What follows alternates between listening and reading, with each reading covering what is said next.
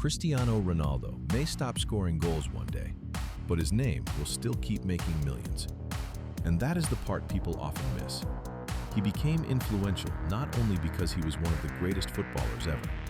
He turned sport into fame, fame into money, and money into power over the attention of millions. The question is not whether he is a great player. The real question is this: how did one footballer learn to shape an entire industry around his own name? Ronaldo did not start as a finished superstar. He grew up on Madeira without luxury and learned a simple lesson early.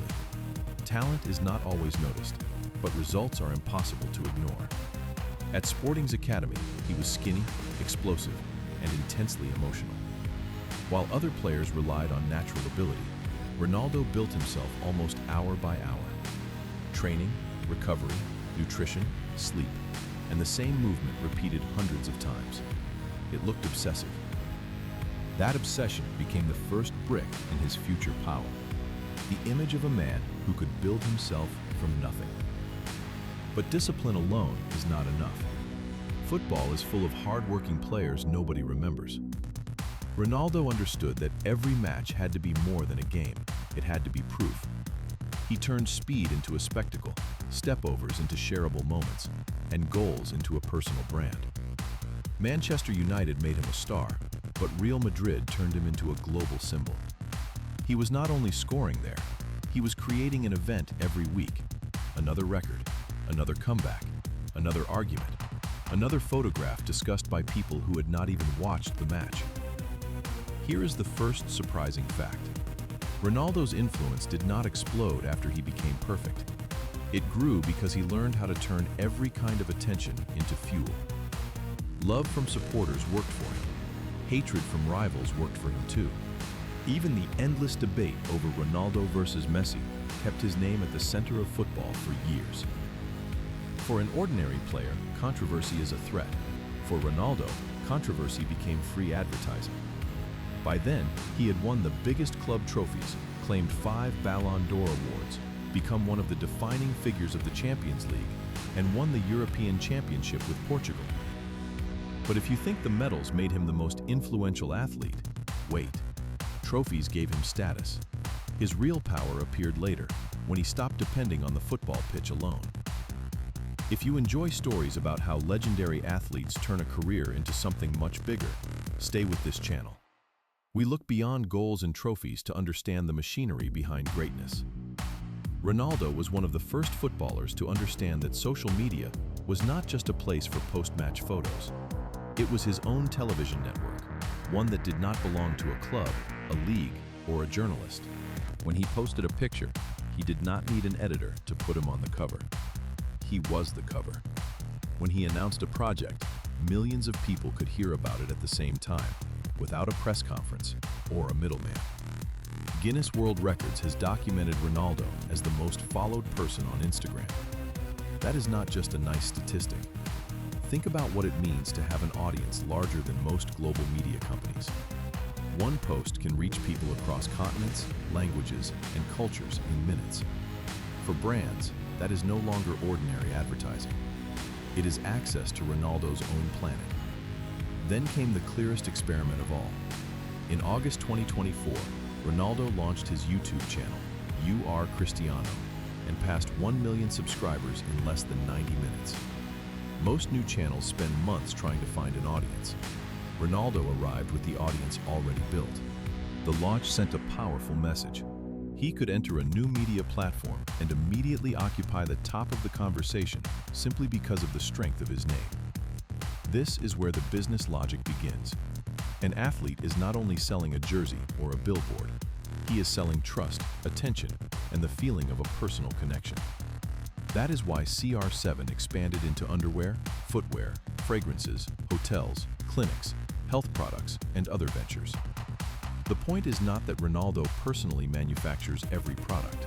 The point is that his face became a system capable of launching products in completely different industries. The most important word here is control. When a footballer depends on a club, part of his commercial value belongs to that club. When he owns his channels, brands, and businesses, he is no longer just an employee of a sports organization. He is an independent media company. That is why Forbes ranked Ronaldo as the world's highest-paid athlete in 2025, estimating that he earned about $275 million in 1 year. Forbes had also reported that in 2020, he became the first active team sport athlete to pass $1 billion in career earnings. But money is not power by itself. Money becomes power when a person can change the game and choose where attention goes next. In 2023, Ronaldo moved to Al-Nassr. Many people saw only a massive contract and the end of his European career. But there was another layer. His move made the Saudi League a subject of worldwide sports coverage. Matches that had barely been discussed outside the region suddenly had a global audience. Ronaldo did not bring only his legs and his name. He brought traffic. Here is the paradox. To influence football, Ronaldo no longer has to play in the world's most popular league. He only has to make the world discuss his choice. He can move to a new competition, launch a channel, release a product, or post a family video, and it becomes part of the sports conversation.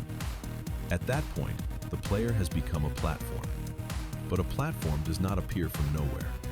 For years, Ronaldo built a character people could recognize in 1 second. The celebration, the number 7, the perfect physique, the short statements about winning, the training photos, the family, and the luxury. It repeats because repetition is the point. Repetition turns an image into a habit. And habit is one of the most expensive resources in advertising. People may not buy every CR7 product, but they know exactly what CR7 means. Recognition is the first step toward influence. This is where many observers get it wrong. They think Ronaldo is simply showing off wealth. In reality, he is selling a story.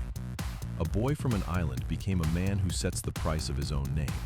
That story can create envy, admiration, irritation, and motivation all at once. But it rarely creates indifference. In modern media, that is almost the perfect formula. The next hook is even more important. Ronaldo's influence works even when people disagree with him. Some call him the greatest ever. Others rank Messi higher. Some criticize his choices, his style, or his club.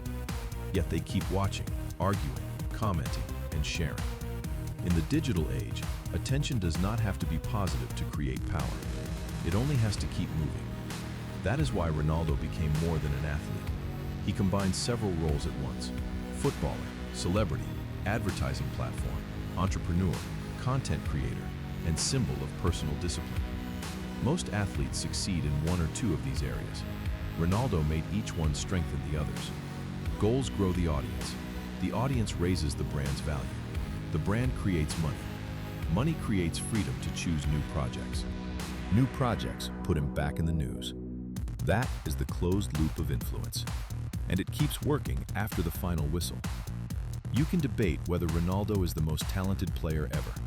You can debate his age, his club, his statistics, or his latest performances. But his scale of presence is much harder to argue with. He proved that an athlete's career does not have to end when the player's career slows down. If you build the name correctly, the name keeps playing for you even when you are not on the pitch. There is a price, of course. The stronger the personal brand, the less room there is for an ordinary mistake. Every action becomes a headline, every post becomes a commercial signal, and every dip in form becomes a debate about the end of an era. Ronaldo turned himself into a global product, and a global product must constantly prove its value. That is no longer the pressure of one match. It is the pressure of millions of eyes. That is why his biggest secret is not that he always won.